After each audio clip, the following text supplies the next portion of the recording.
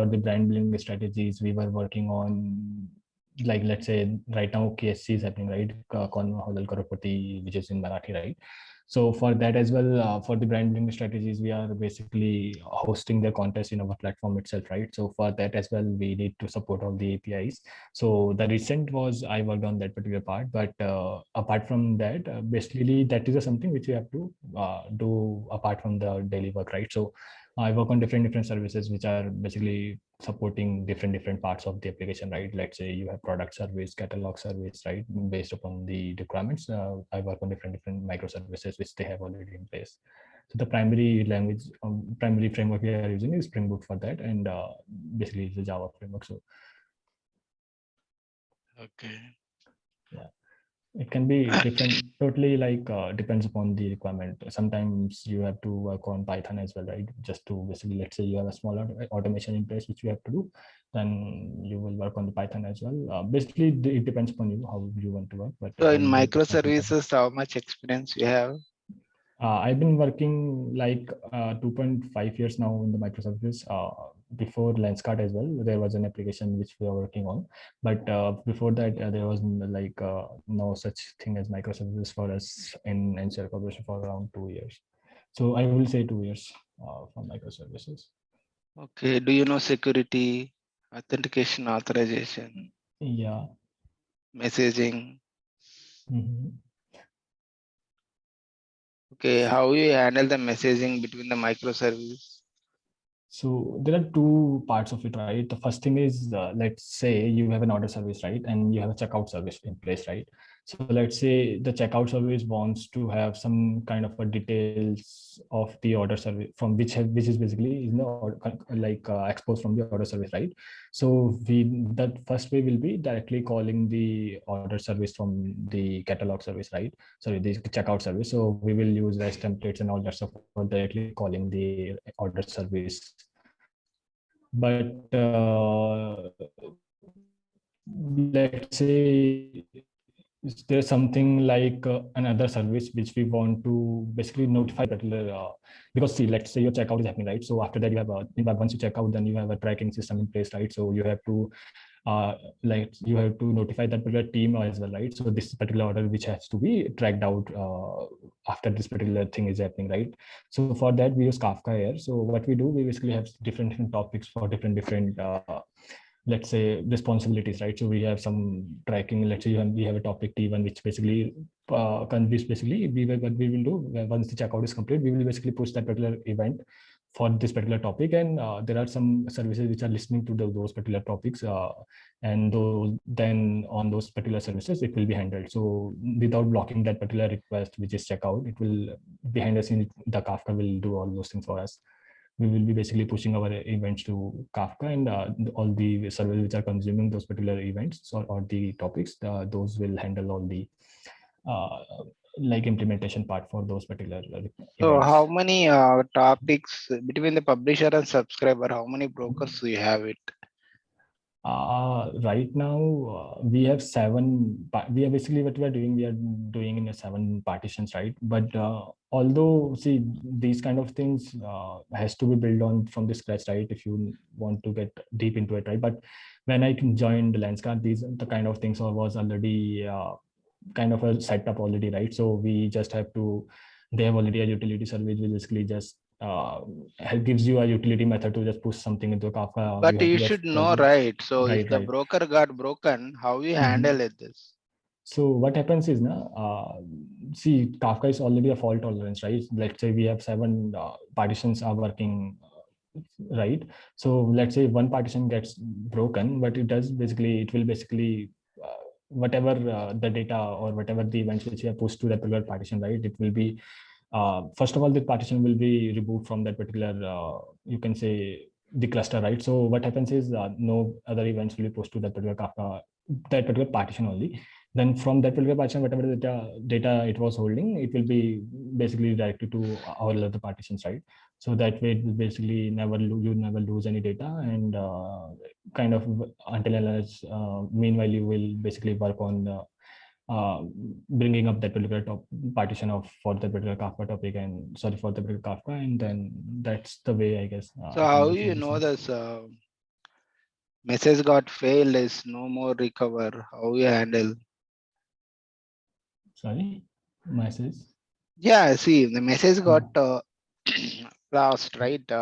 If you send 1,000 messages, 1,000 messages Hmm. not received by all subscriber, right? Right. How you can reclaim the failure messages? See, as far as I know, the basically all the events which you send to any particular Kafka partition, right? It gets stored in the physical memory only, right?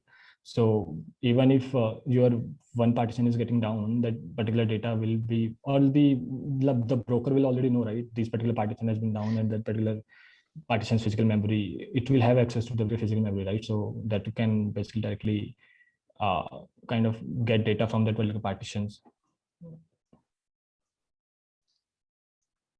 And after that it will be pushed to that particular partition, right? So anything which is consuming that particular topic, that will get the data.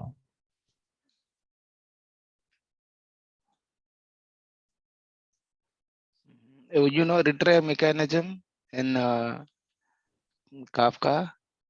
Which mechanism? Retry.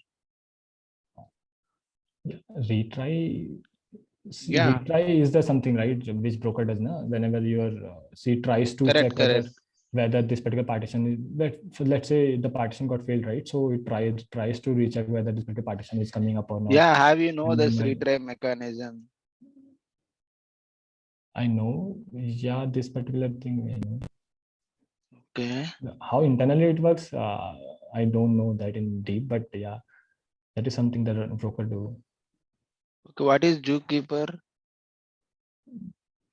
Zookeeper, You heard about the zookeeper? yeah, this is part of the Kafka only, right? So Okay. What is zookeeper? the Zookeeper is the only broker I guess the Kafka is using internally, right? Not Okay. sure what it. So, how many topics you created? I have not created them by myself only because whenever I need to have a new topic in place, I just like asked our team to create one topic for us because they already handle it entirely in Lenskart. But once they created, we just try to send the data in that particular topic and we consume, or we write a consumer to consume that particular topic. Okay, what is your roles and responsibilities? See, basically changing anything which needs to be done on the services part. Yeah.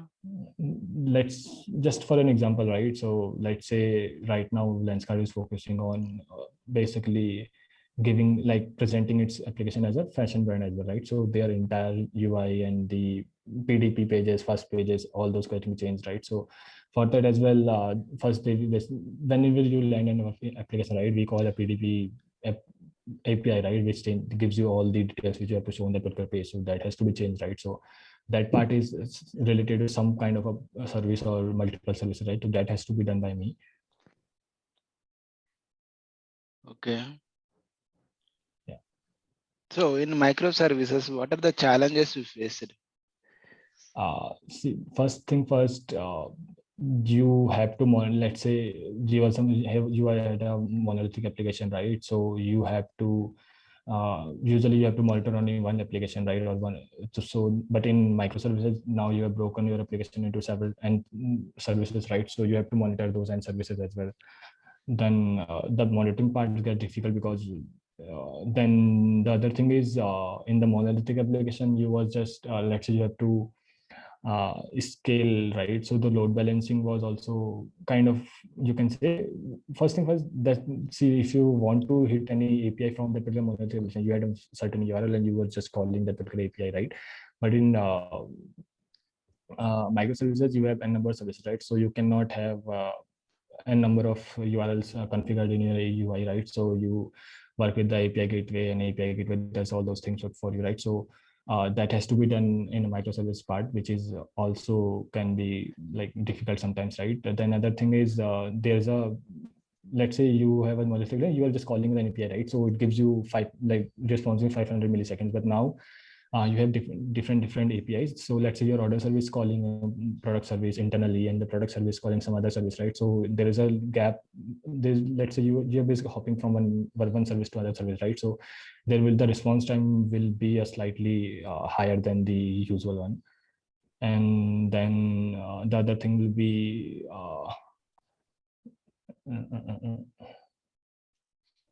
other than that, the deployment is also very easy, but deployment gets easy because you have certain parts. The logging will be also difficult, right? So you have to kind of set up some like a structure, right? So that you can basically track all those applications, or you can debug easily all those applications, right? So that is also gets difficult in the microservices. What is circuit dependency? The dependency is circular. Yeah. So let's say you have certain service, right? With that service, you have auto-wired a certain service in that particular controller, let's say, right? And in that particular service also, you are auto-wiring another service, which also auto-wires that same service, right? So basically, when you have a kind of dependency for another service, and that particular service also meets that particular service as a dependency. So that will basically confuses the Spring, right? And that is also, we say that it is a circular dependency, and you will get an error when you compile that particular, or you build a particular application. It gives you error like circular dependency exists.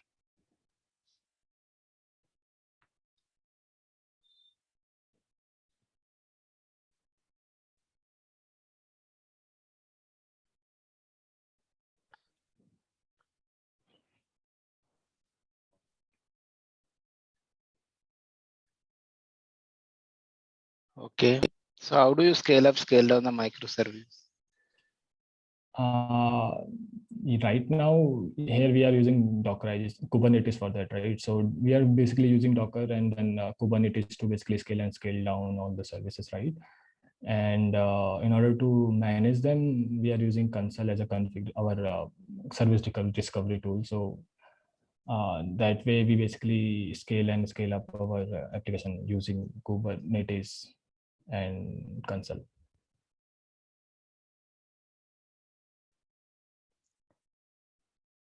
And we are doing vertical scaling, not the horizontal scaling, sorry, not the vertical scaling.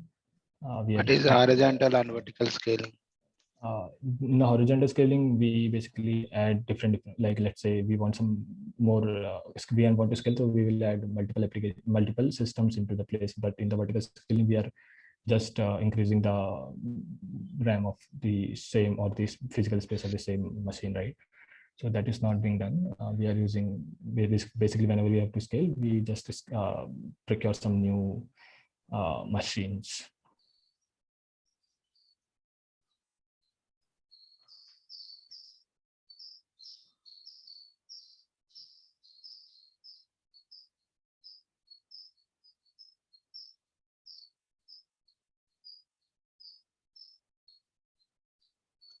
Okay, so how the microservice got failed between one microservice to another microservices, right?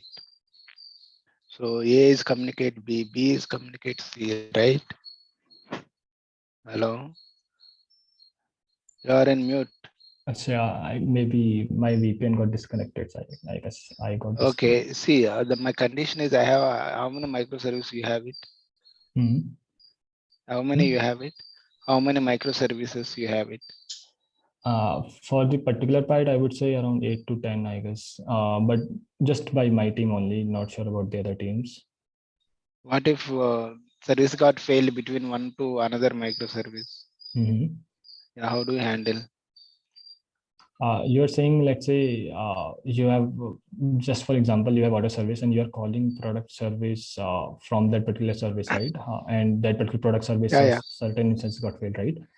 So that is yeah, correct. the part of service discovery, right? uh, let's say that service discovery also does now. Let's say you have 10 instances, right? And certain instance got basically failed, so that particular whenever you are basically your API gateway is trying to fetch, okay, this particular service, we want the product API or the product service URL, right? So that will never give me that particular instances URL in between, right? So you will never have that particular, basically the failed instance will be removed from the console will check, okay, whether this particular service is coming up or not, but behind the scenes, it will never give you that whenever you want to get all the up environments for that, or the healthy environments for that particular service, it will never give you the IP addresses for those particular services, which are all But I the want to versions. see the all microservice at once, right? I want to see all microservice at one place. How you do that? You want to See all microservices as a dashboard. Dashboard.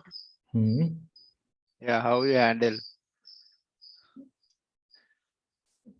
I'm not getting you. See in the particular See, dashboard, now you are calling other the services, right? Order service as well correct, as correct, exactly. you are saying How do that. you handle? Correct. See, we have API gateway in place now. We don't have to, let's say we want to call order service as well, product service as well, right? And we only the thing is which we need is the URL to call those particular services, right? So we will have a API gateway in between, right? So we will always call through API gateway only, and this is responsible for the API gateway to just give you or just route you to the correct instance, or collect basically also work as a load balancer, right? So correct, you have to basically, the API gateway will give, okay, we will give you API gateway URL for product service and the order service, and then API gateway will route to the correct service, and which instance is failed or not. If there is any failed instance, it will basically ignore that, and it will route you to the correct up instance, and you can call any services you want. And then in order to call them parallel or any kind of thing, you can basically handle those things into your UI part only. You'll call them asynchronously UI, and through the API gateway only, because API gateway will handle all the network related things, like all the authentication part and the authorization part. Authorization part can be handled in the service as well, but the authentication part will be handled by the service, or the any course related things that are handled on the API gateway level only. Okay, I can understand. Okay, messaging. See, API gateway. How you can handle? How can we handle what Yeah, like the request and response. Sometimes the routing the data and how you can some large number of data, how you can push it, right? not sure. See, let's the same thing na? You have in the dashboard, you have, like, you are showing data of 7 services, that's what you're saying now, and you need to get that particular data using the, basically you're calling an API from the API gateway, and that's what you want me to take. Not sure what is the question actually. I'm not able to understand that. How do you create the API gateway? How you route the data between the one microservice to another microservice?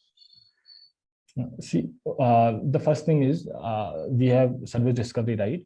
See, when you, let's say I have give you a Which dashboard API API. gateway you used? Have you used any? What is the API gateway name?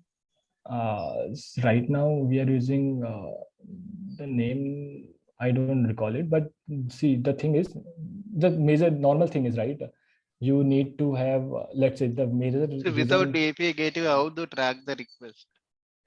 You have to No, send the request via API gateway, right? right. See, I'm telling you the API gateway, but the cannot recall the name, what exactly the API gateway was, right? But the thing is, he need the major reason. Let's say I gave you already a dashboard URL, which goes through the API gateway, right? And in the API gateway itself, what we do, we need 7 APIs data collected on that particular API, and we want to send it to you, right? So first thing first, API gateway should know, okay, which particular service or what is the network URL for that particular service, right? Because those services are basically servers, and we are basically, sometimes we are scaling them up, sometimes we are scaling them down, right? So for that, we use console for the service discovery part, right? So what API gateway will does in behind the scene, it will basically call the console. Basically, console also gives you the HTTP request. You can directly call with the service name, right? So you will try hit the console API with the service name. It will give you all the network addresses and the port numbers for those particular services, right? So from there, it will basically call the 7 different services with the data which I provided by the console, and it's console's responsibility for handling the service discovery and part on the service registry part only.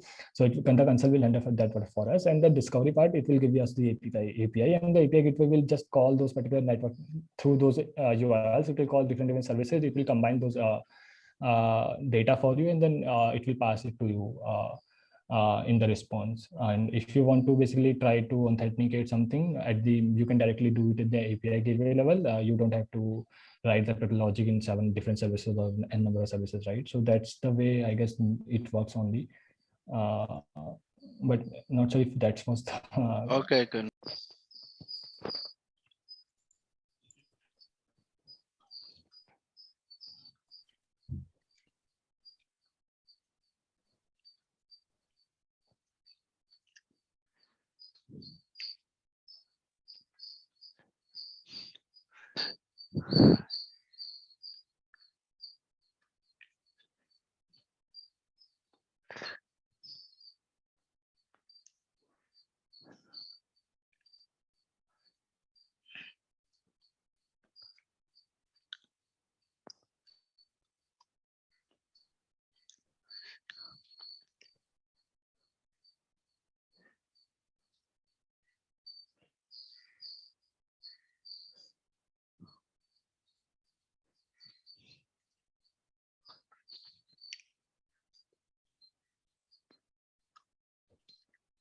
you can see my screen, right? Yeah, I can see.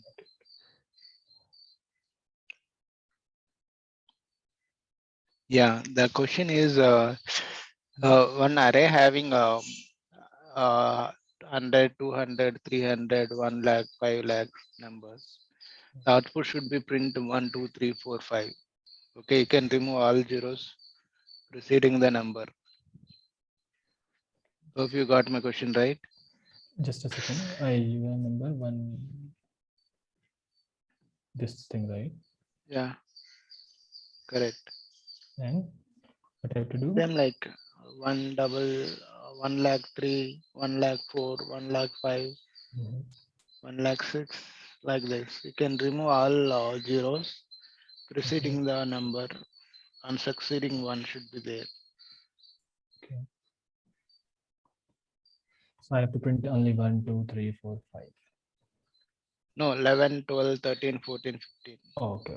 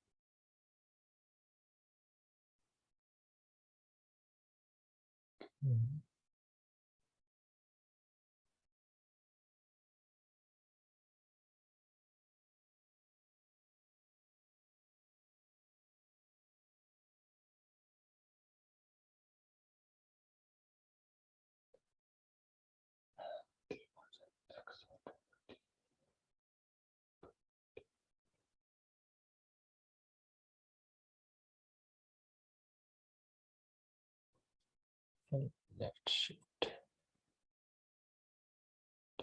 This number, right shift. Okay, what I can do? Let's try once. I don't record it. First, I need to.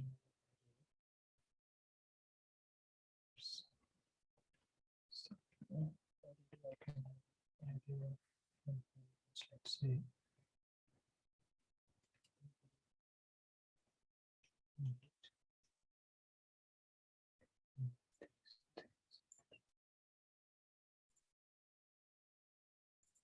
Oops.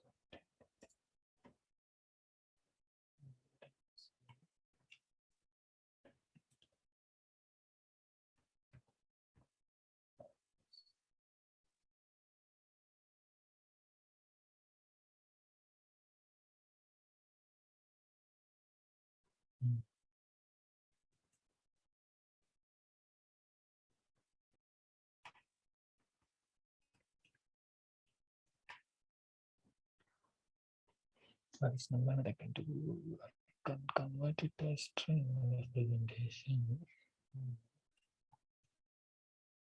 String.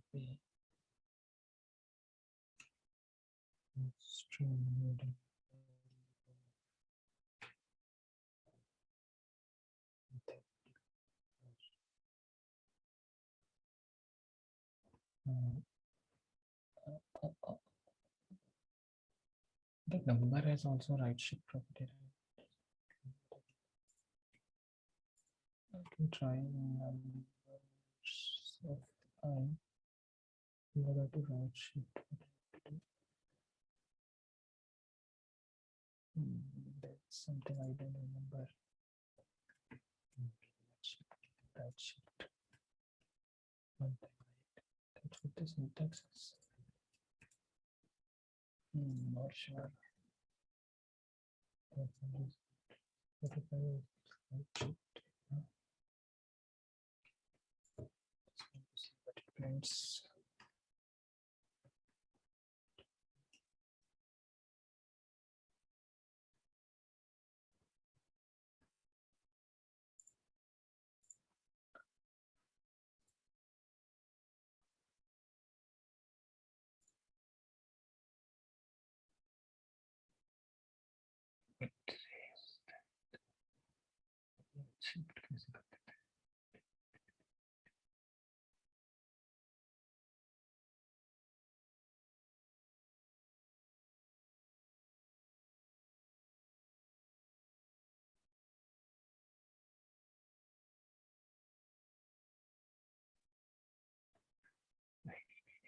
Right shift कैसे करते थे?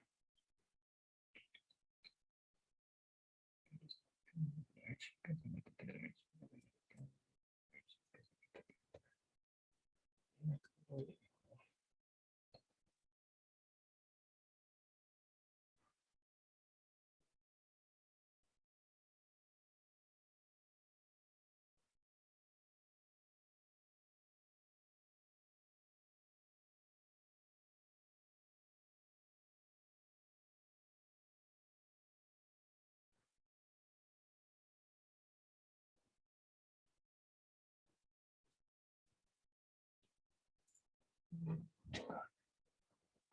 Kick काम करते हैं इसको ignore करते हैं.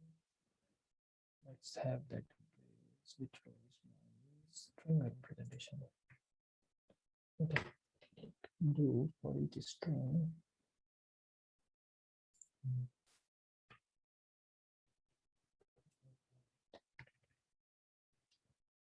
And take a string.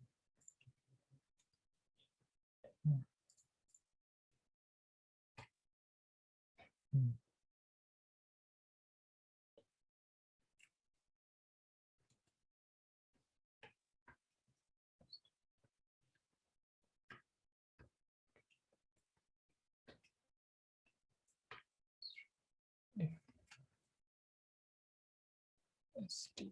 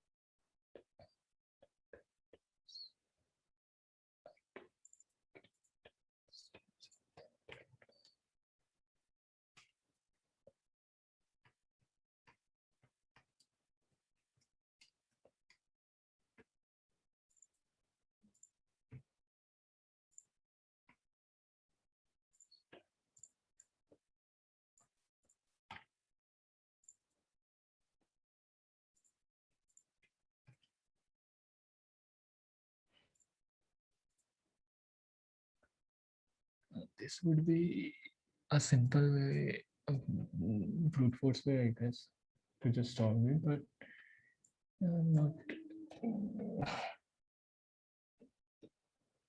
Mm,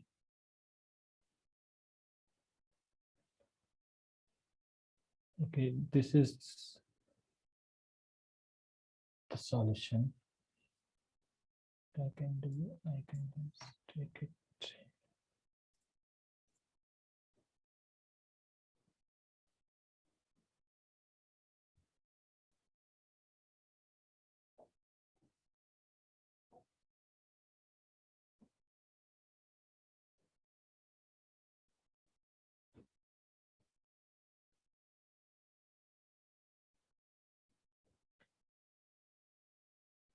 Actually, this is the way I'm can do it here right now. Am I audible?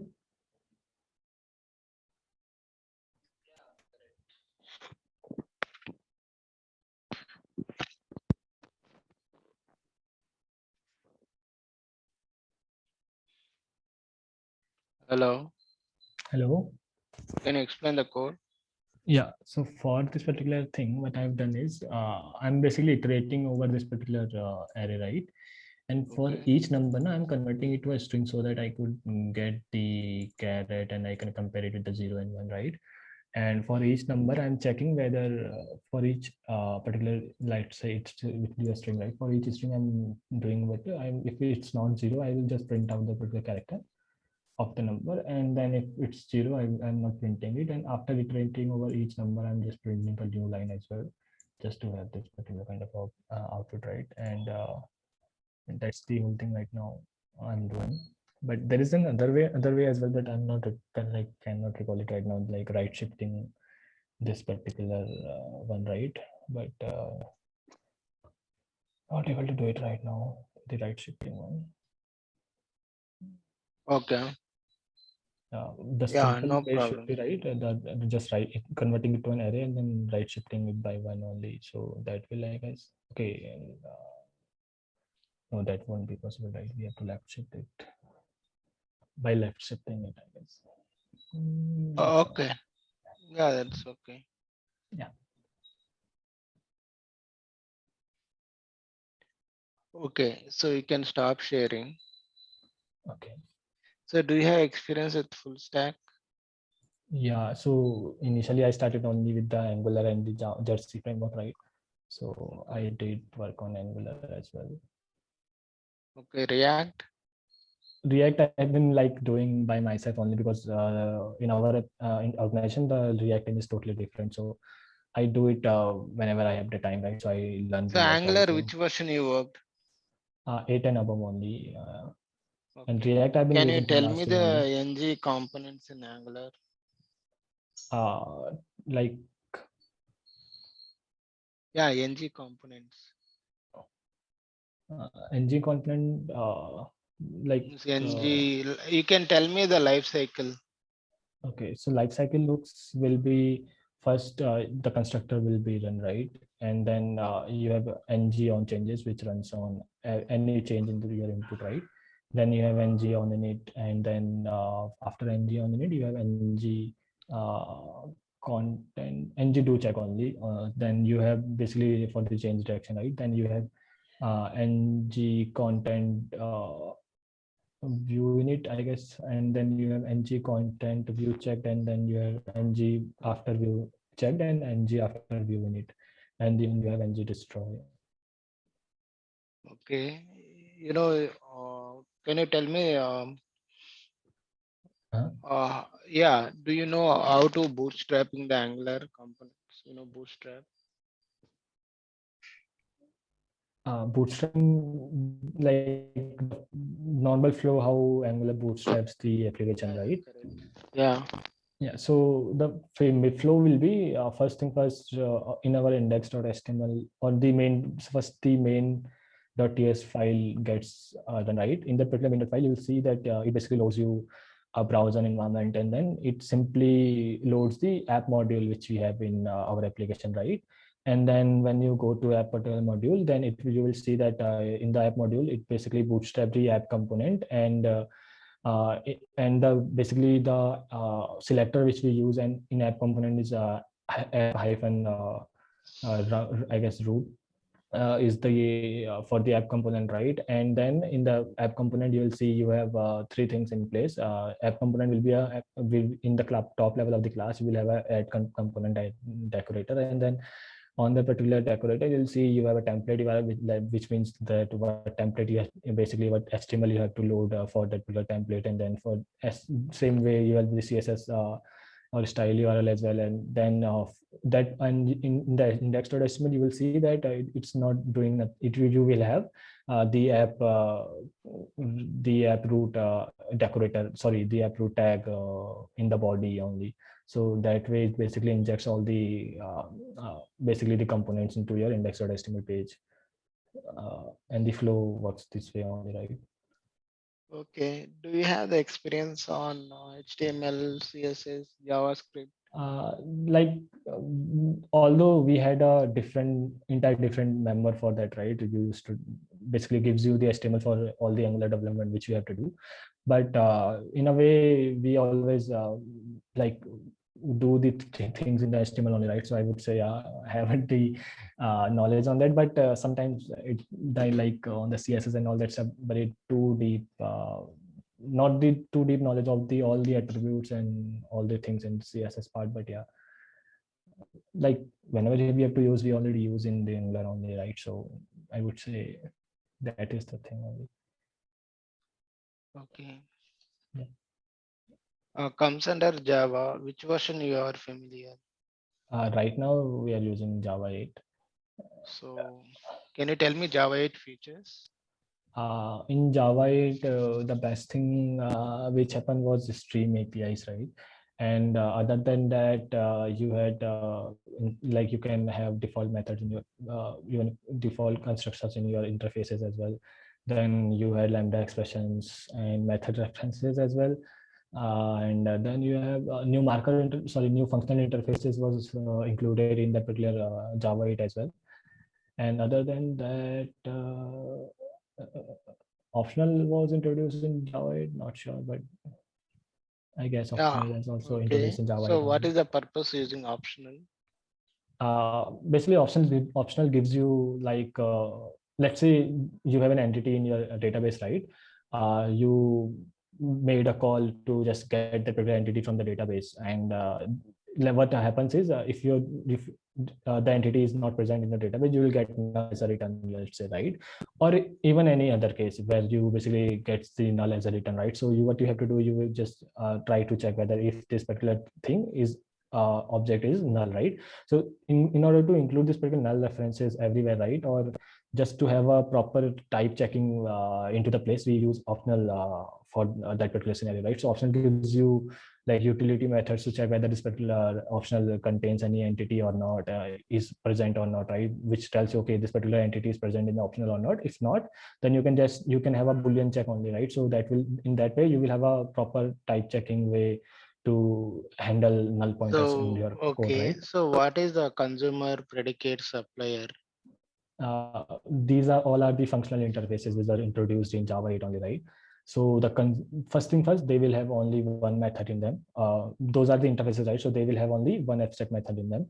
So that is the first thing for the functional interfaces, right? Then the consumer is a functional interface which basically takes one argument as a input, but never gives anything in return, right? So it has a void as a return type, right? So for example, you want to log something, right?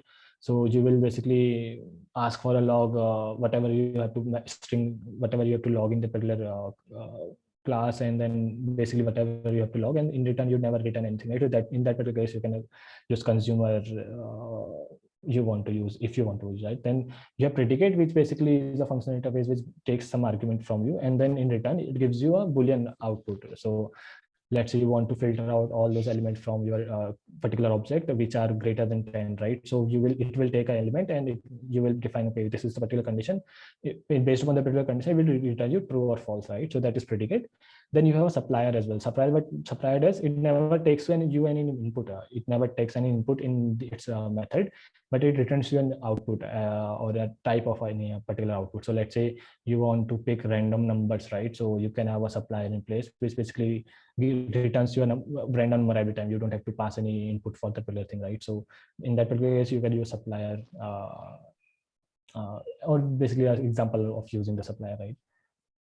So what are the methods is there in supplier predicate? Supplier has get method, I guess, and predicate has test, and uh, consumer is not returning anything, right? Mm, Not sure. I'm not recalling it right now, but consumer has also one. Accept method in which Yeah, consumer, right? Accept method. Yeah, and predicate has the test method, right? And supplier is giving you something. So I guess the get method is make up supplier. Cannot recall them right now.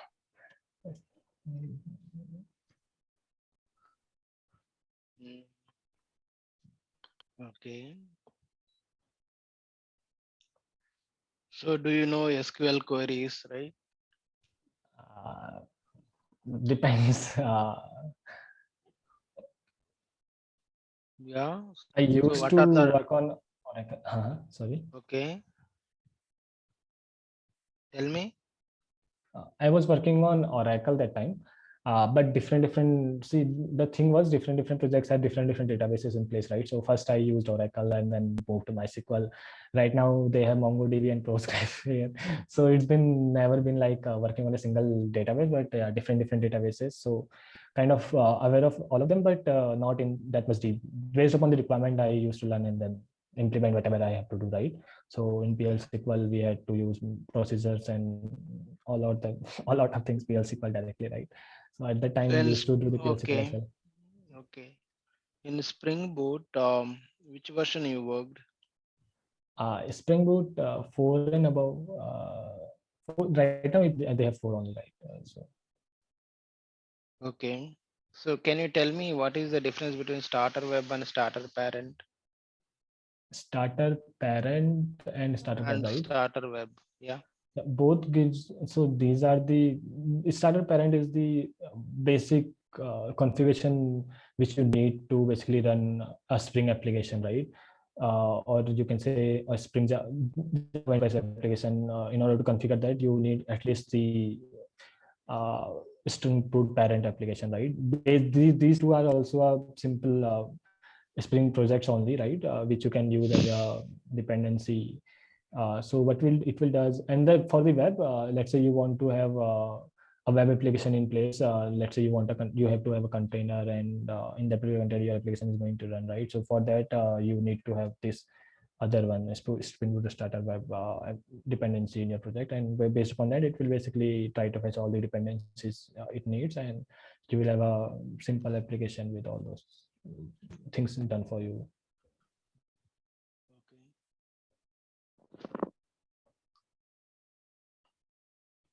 Okay. Okay.